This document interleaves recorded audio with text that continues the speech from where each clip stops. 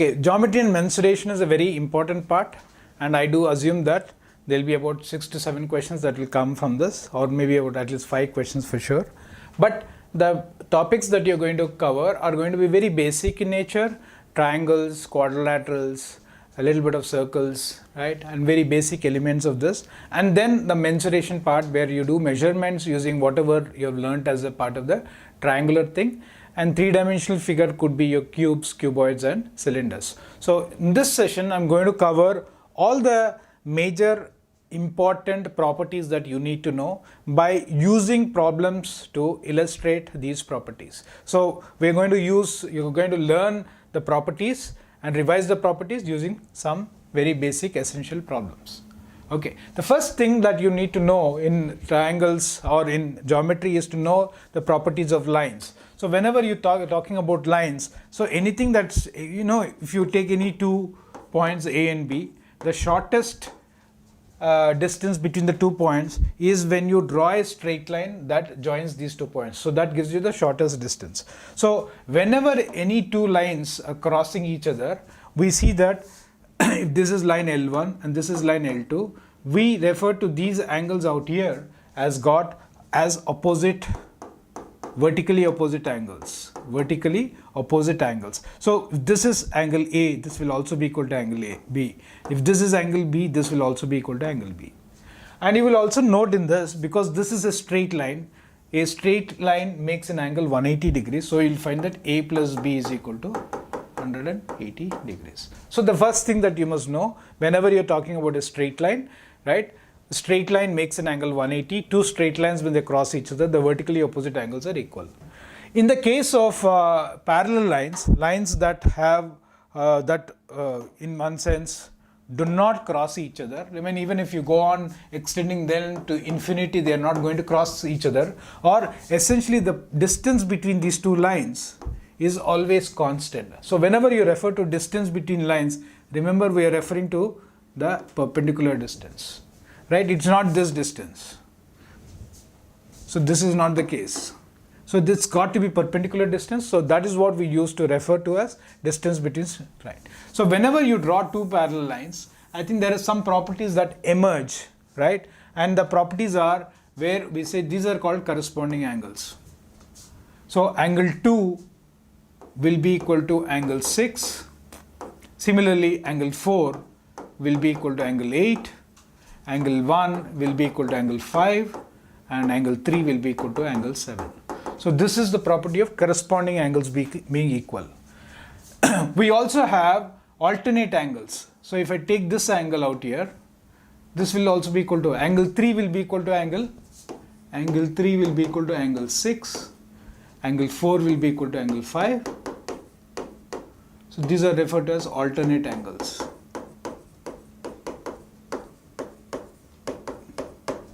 And if you consider angles within the same side, right, interior angles, angle 4 plus angle 6 will add up to 180 degrees. Similarly, on this side, you will see that angle 3 plus angle 5 will add up to 180 degrees. The same property we use in parallelograms also. So you imagine you have a parallelogram like this.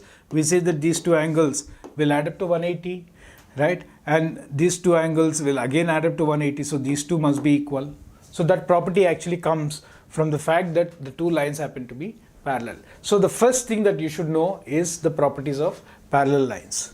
And whenever you get questions on parallel lines, it's most likely that you are asked something to do with alternate angles, corresponding angles, or the fact that the interior angles add up to 180 degrees.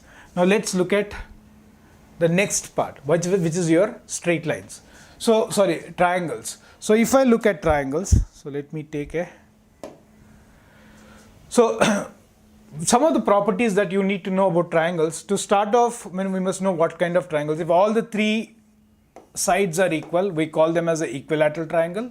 If exactly 2 of them are equal, then we call them the isosceles triangle. If none of them are equal, then we call them as scalene triangles. So scalene triangles, all the 3 sides are of different lengths. Isosceles exactly 2 are of same length, and equilateral, all the 3 are of the same length. Then when you think in terms of angles, right? How do angles, the combination of angles, how do they define a triangle? We have got something called as an right angle triangle, very most popular among examiners, right angle triangle, where one of the angles happens to be 90 degrees, and this is a symbol. This is a symbol for right angle. In this acute angle triangle, you see that all the three angles out here are acute, and in an obtuse angle triangle, one of them is more than 90 degrees. So I think it's fundamentally how, so you must know the definitions, you must know the nomenclature of these triangles, whether you liked maths or not, it's something that you are expected to know. Now let's look at a few. This question is saying if two of the angles of a triangle are multiples of 45 degrees, the third angle is what? What is the third angle? So the first property of triangles is sum of the angles of the triangle must add up to, if I call this as A, B and C, if these are the three angles, normally we write the angles in capital, but I've just written it in this form. So A plus B plus C, the sum of the angles must add up to 180 degrees. So that's the first property of a triangle. So when you look at the triangle, in this question is saying two of the angles of the triangle are multiples of 45. So one of them, let's say, is 45, another could be 45, in which case the third could be 90. So you can see that if two of them are 45, the only combination that you get is this, right? Because even if you say, sir, can I not take 90 and 45? You see that it is, these two are one and the same angle, triangles. Because these three angles must add up to. So what we end up getting in this case with this is the third angle has to be 90 degrees, right? Or it could be 45 degrees. Because we don't know which we are referring to. Two of the angles are 45. I could be referring to these two angles, and this becomes the third angle. Or I could be referring to these two angles, this becomes. So the third angle is either 90 or 45. However, in both the cases, what we find is we have isosceles right angle triangle. Isosceles right angle triangle. So that's what we have. What is the measure of its exterior angle? So whenever we have any triangle, right, I think there are angles that are interior and there are some angles that are exterior. So we must know what exactly we mean by exterior angle. So let me keep this as 45 degrees. So if I take the case, suppose we are talking about this being the third angle. If this is the angle A, right, 45, this is also 45. The exterior angle is equal to this. This is your exterior angle of the third angle. In that case, that happens to be 90 degrees because we know that the straight line must add up to this. Or if my exterior angle happens to be this, if my third angle happens to be this, and we had 45 degrees, then the exterior angle is this angle. Then it becomes 135 degrees. Since this, so my exterior angle can either be 90 or 135 depending on what we take as the third angle. Now what you need to know in this case is one very important property of triangles. So if I call these angles as X, Y and Z, so you will see that this exterior angle out here will be equal to X plus Y. Exterior angle is equal to sum of interior opposite angles. Similarly, इसको अगर हम extend करें तो ये जो angle है you will see will be equal to y plus z. And ऐसे करें ये भी y plus z होगा. Similarly, इसको ऐसे खींचें ये भी x plus y होगा. Similarly, so whenever you think of this will be x plus z and this will be also be x plus z. All these are exterior angles. So the property is exterior angle is equal to sum of the interior opposite angles. So this is one property that you are likely to encounter very often in the exam. The most important property at your grade 8th, grade 9th level of triangles is the fact that two sides of a triangle are 4, and what are the possible values of the third side. Now there is a property that says if I want to make a triangle, right, imagine I have got 4 centimeter and I take one more side which is 6 centimeters long. See, you can see that if you let this go like this, this will probably come like this, 6 centimeters, and if you still make it further go, this distance can be 2 centimeters. Whereas if you let this turn in this direction and fall on the other side, this length will be equal to 10 centimeters. So, but the moment you make it either 6 or make it lie completely on that side or completely on this side, it no longer becomes a triangle. But when it becomes that, you see that the sum of the third side, right, could be ranging from anything from the third side. Third side can range from 10 to 20. It's like think that these are the two sides, right? Let me just explain it. These are the two sides. You tie a thread here from ear to ear. इसको अगर आप नीचे गिराओगे, ये जो thread का length कितना होगा, this is my third side, maximum 10 तक जा सकता है. और इसको आप इस साइड गिराओगे, imagine it's a rubber band type, right?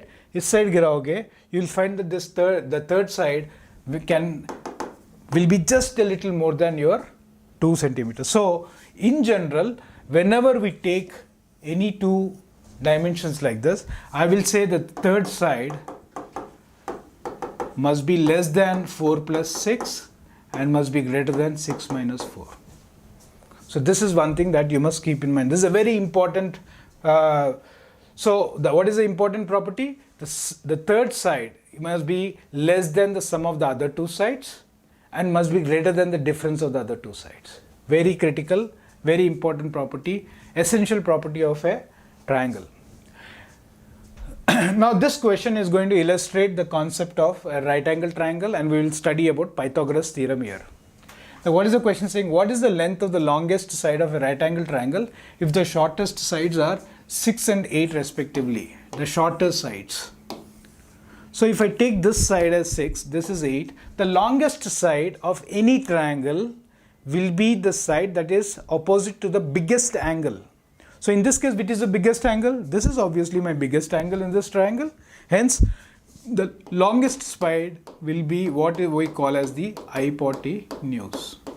Now, Pythagoras was a person who figured out that there is a relationship between the sides and the hypotenuse of a right angle triangle, and he said the hypotenuse must be equal to square of 6 squared plus 8 squared, which is equal to square root of 100, which is equal to h hypotenuse is equal to 10. So can we see, when you take the three sides 6, 8 and 10, we see that all the three are nice integer numbers and they form the sides of a right angle triangle. Such numbers, such triplets which are natural numbers and they can form the sides of a right angle triangle are called as Pythagorean triplets. And it's important for you to know what are the general Pythagorean triplets. So let me give you a few instances, and these are normally the ones that always come in the exam. 3, 4, 5. 3 squared plus 4 squared is equal to 5 squared. And any multiple of this, 6, 8, 10. 6 squared plus 8 squared will be equal to 10 squared. Or you could go further down and say, okay, can it be 9, 12 and 15? Yes, 9 squared plus 12 squared will be equal to 15 squared. The other triplet that you should probably look at is 5, 12 and 13. Similarly, any multiples of this, I will not write all that. Then you could have 7, 24, 25, then 9. So you can see very clearly how this is emerging. 7 squared is equal to 24 plus 25. 5 squared, 25 is equal to 12 plus 13. 3 squared, 9 is equal to 4 plus 5. And now you will be able to guess 9 squared, 81 must be equal to 40 plus 41. This becomes a Pythagorean triplet. So these are some of the common triplets that you will come across in the exam. And I think it is important for you to note this. If the ratio of the sides are 3:4:5, it's a right angle triangle. If the ratio of the sides is 5:12:13, it must be a right angle triangle. Similarly, 7:24:25, it must be a right angle triangle. So keep this in mind, and this is a very, very, very important property of triangles. So Pythagoras theorem. Now, the next concept that you would need to know about triangles is what we call as the area of a triangle. So if I take any triangle, if I say this triangle is ABC, normally we write the length of the sides opposite to those vertices in small letters. This is C. Okay. There are two ways we can look at the area of the triangle. The first is called as Heron's formula. Right? Heron's formula says the area of this triangle is equal to S into S minus A into S minus B into S minus C. इसका मतलब क्या हुआ? S is what? S is referred to as the semi-perimeter. S is a semi-perimeter. What is semi-perimeter? A plus B plus C by 2. Semi means half. Perimeter is the length of all the three sides. So A plus B plus C by 2, that gives you. So this is one way. The second way is to look at area is nothing but half of the base into the height to that base. So example, if I take this base and I say this is the height to the base. So which means, what do you mean by height to the base? From A, you're drawing a perpendicular to this base. This length is referred to as height to the base. So what will be the area of this triangle? Half of A into HA. What would be the height to this base? This one more height. This is HB. So this will also be, the area of this triangle will also be equal to half of B into HB. Similarly, and very interestingly, I drew the point through this, because there normally when you draw the figures, they will be concurrent. So this will be equal to HC, will give half of C into HC. Okay, now let's look at this. What is the area of the triangle whose sides are 10, 17 and 21? So I know all the three sides, then I quickly go and say, okay, let me apply Heron's formula. What is S is equal to? S is equal to 10 plus 17 plus 21, that is equal to 48 by 2, that is equal to 24. So root of S into S minus A into S minus B into S minus C would be nothing but root of 24 into 24 minus 10, that is 14, into 24 minus 7, that is 7, into 24 minus 21, that is equal to 3. So we can see that this can be written as 8 into 3 into 2 into 7 into 7 into 3. So this becomes 16 into 3 squared into 7 squared, or you get the answer as 4 into 3 into 7. So this becomes the area of this figure, that is equal to 84. So this is whenever three sides are given and you are expected to find out, don't bother about saying how do I find out the height of this, right? And having found the height, now the second question is saying, can you find the length to the shortest side? The shortest side happened to be, in our case, 10. So half of the height into 10 must be equal to 84, which means the height must be equal to 168 by 10 is equal to 16.8. So you see that the height to the shortest base will be equal to 16.8, and in fact this will be the tallest height, right? So if you flip this triangle like this, you will see that when you are on the shortest side, you will have the longest, or highest peak for the triangle. Okay, now let's look at the next part. We have looked at triangles. I am only covering all the properties that are important from your perspective. The second is when you're talking about quadrilaterals. Quadrilaterals are things that have four sides, right? So I could have any quadrilateral. So this is ABCD is a quadrilateral, and this quadrilateral has got four sides. So question says the ratio of the angles of a quadrilateral are 1:3:4:2. what are the angles. So one important property of a quadrilateral is the angles A plus B plus C plus D must add up to 360 degrees. That's the property of a quadrilateral. Any quadrilateral, parallelogram, rhombus, square, blah blah blah, whatever. As long as there are four sides, we refer to that as a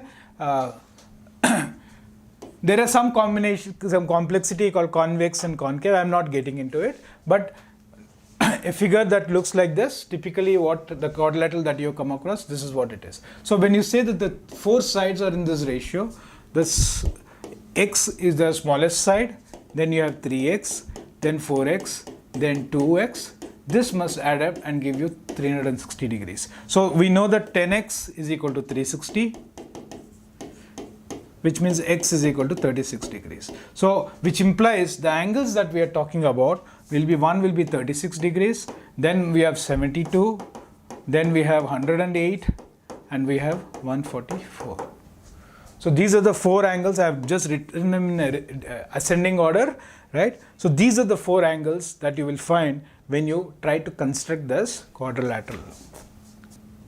Okay, now let's look at the next type of a question.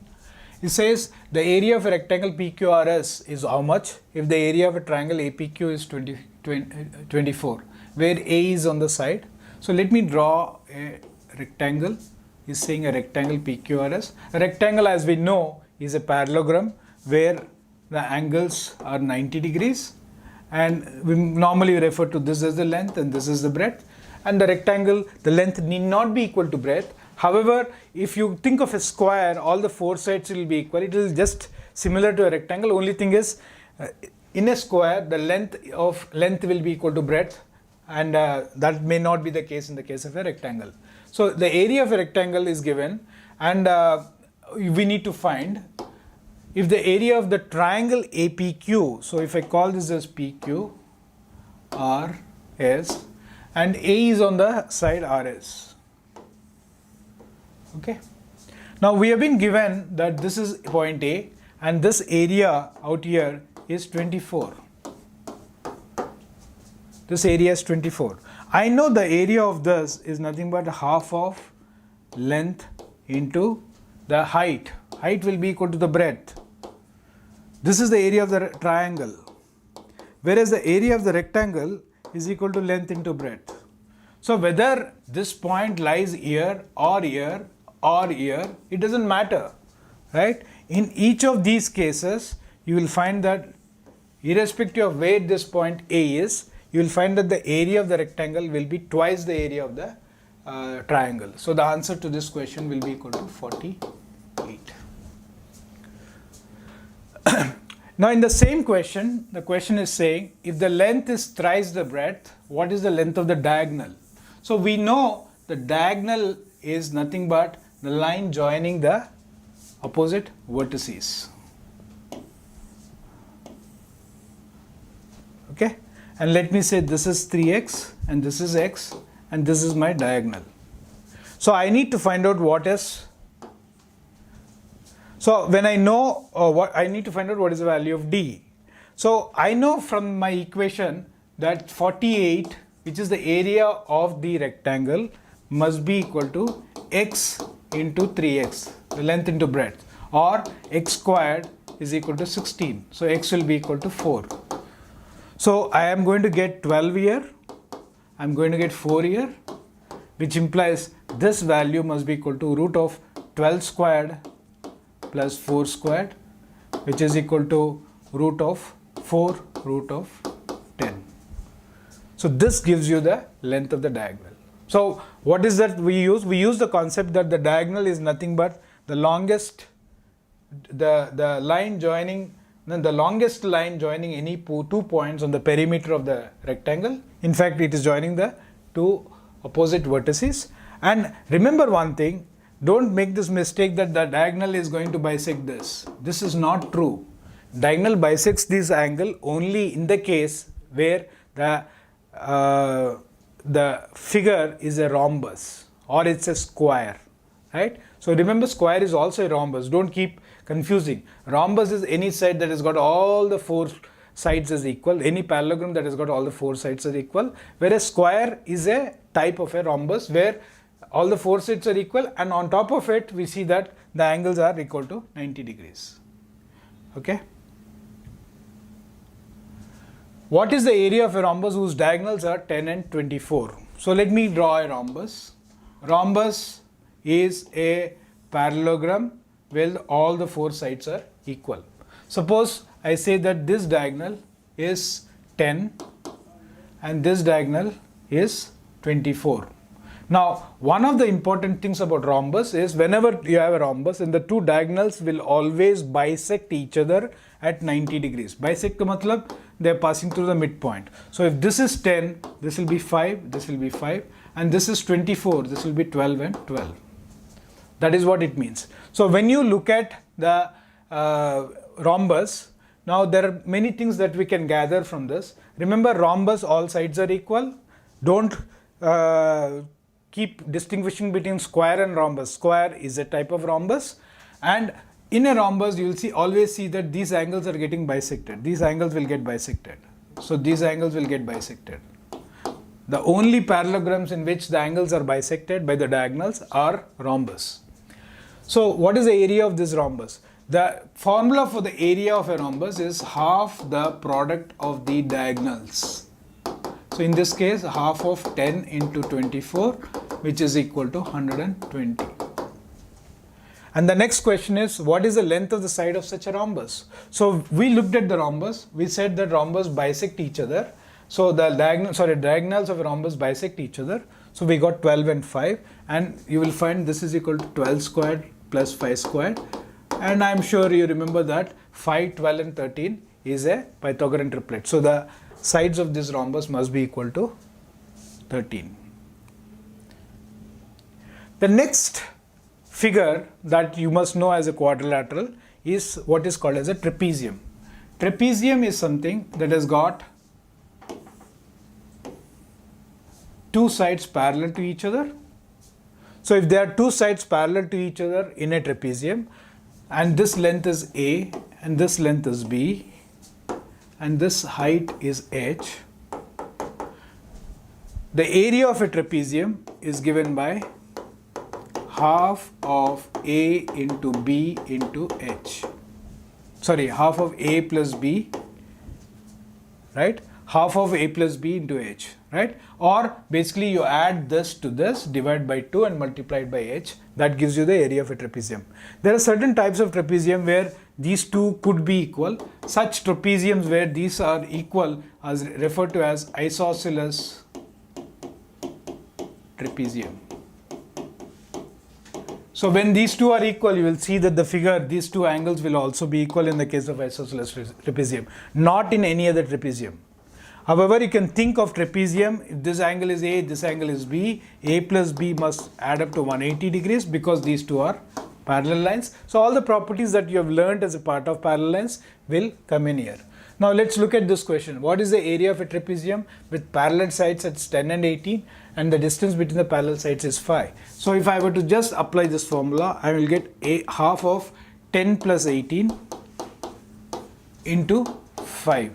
So that will be equal to, we have 28 by 2, that is 14 into 5, that is equal to 70. 70, whatever are the units, square units, is what you will have as the area of such a trapezium. The next figure that you need to know is about circles. Very basics, because there are a lot of slightly more complicated properties of circles that you would come across in your grade, in the higher grades. But whatever you need to know must get limited a little about understanding how sectors are formed, what is the relation between the length of an arc, circumference, area of a sector, so on.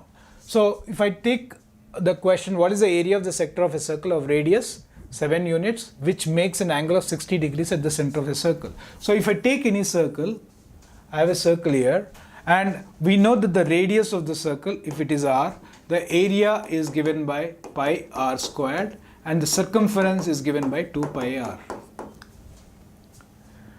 So if the radius in this case is 7 And we know what is the area of a sector which makes an angle of 60 degrees.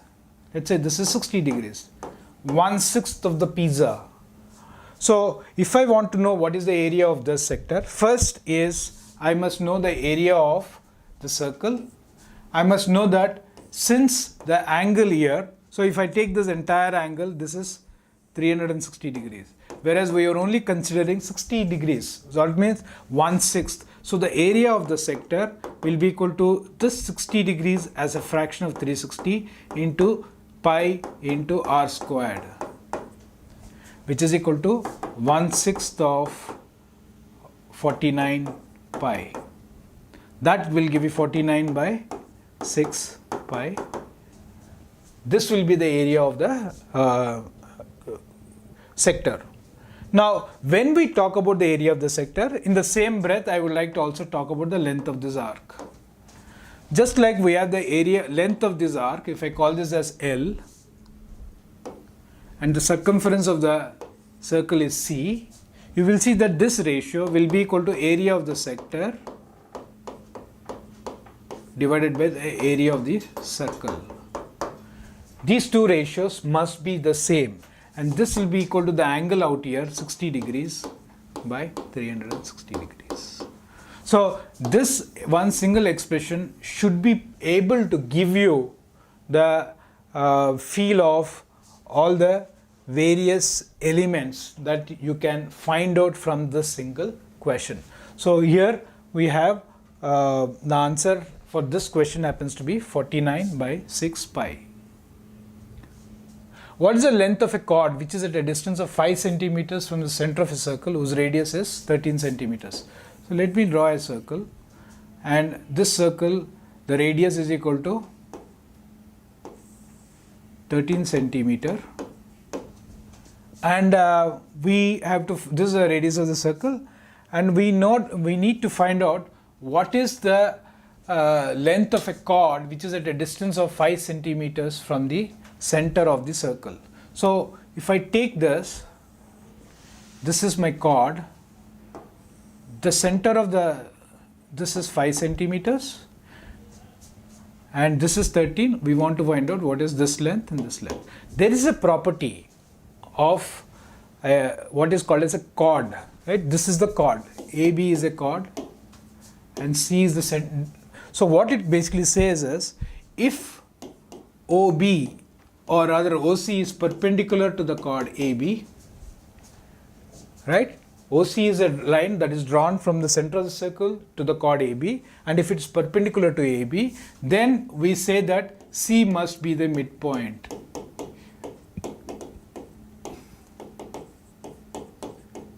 So when I want to find out the distance between O and C, I'm going to draw a perpendicular line. So obviously when I draw a perpendicular line, this theorem, chord theorem, basically is saying that it will split the thing into two parts. So I've got 13 here, 5 here, which implies this part has to be 12. And since C is the midpoint, this part also has to be 12. Hence the chord that we are talking about must be equal to of the length centimeters. It must be 24 centimeters, quite a long chord. So remember this as the midpoint theorem for the chord.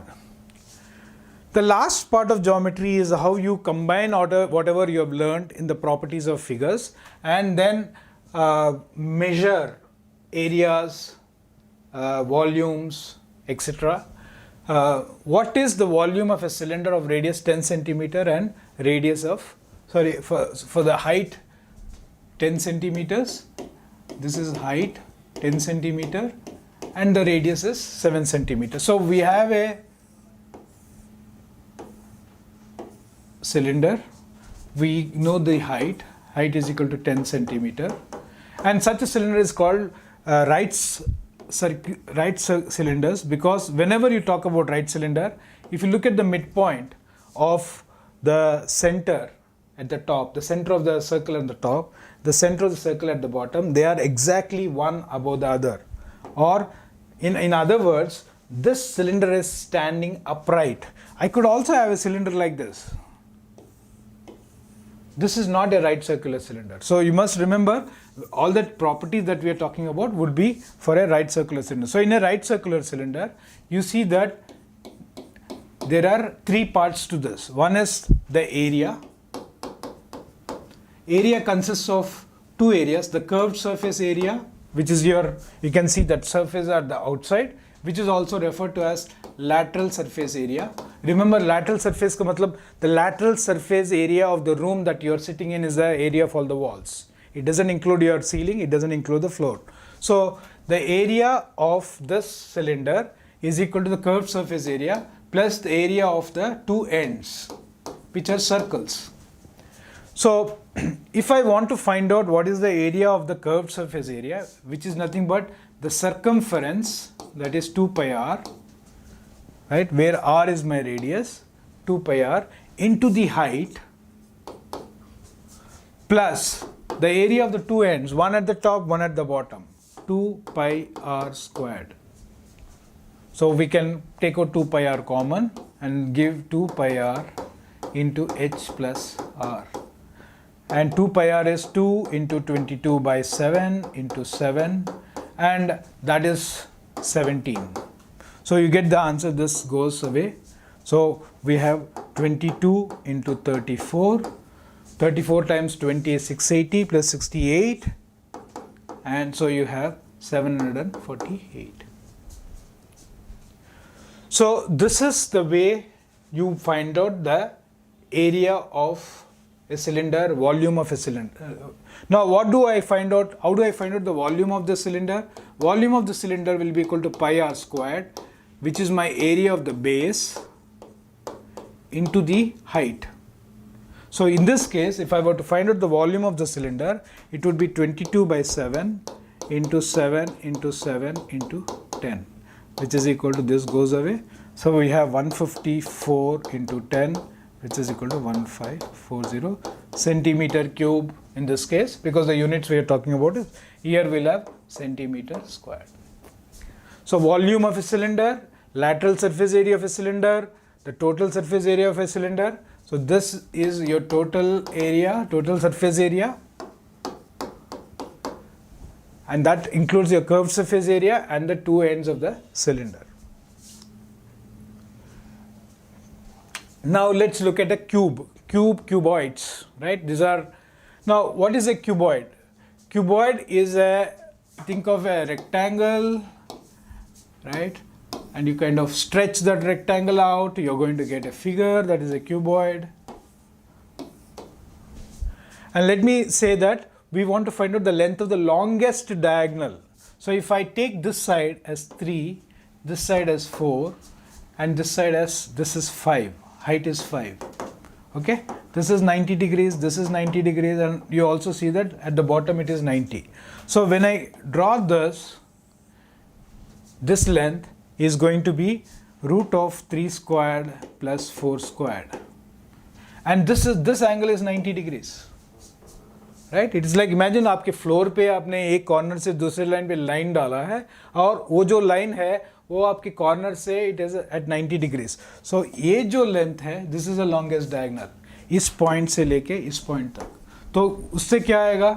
So you should get this length as 3 squared plus 4 squared plus 5 squared square root of this. So that will be equal to square root of 50, which is equal to 5 root 2. So in general, in any cuboid or cube, it doesn't matter, any such figure, the longest diagonal will be the diagonal that joins from one corner to the other, and the length of the longest diagonal would be equal to root of L squared plus B squared plus H squared. And when we think of volume of a cuboid, we know it is equal to L into B into H. And if I want to find out what is the total surface area, I need to add up all of them. As I said earlier, if you want to find out what is the lateral surface area, you will just calculate that of the walls and exclude the ceiling and the base or the floor. So keep that in mind when you are solving questions of this. What is the total surface area of a cylinder of height 7 centimeters, which is made by rolling a rectangle of length 7 centimeters by, so what we are ending up doing is, imagine I have a,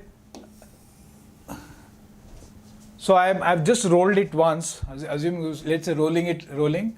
So this is 7 and this is 44 centimeter.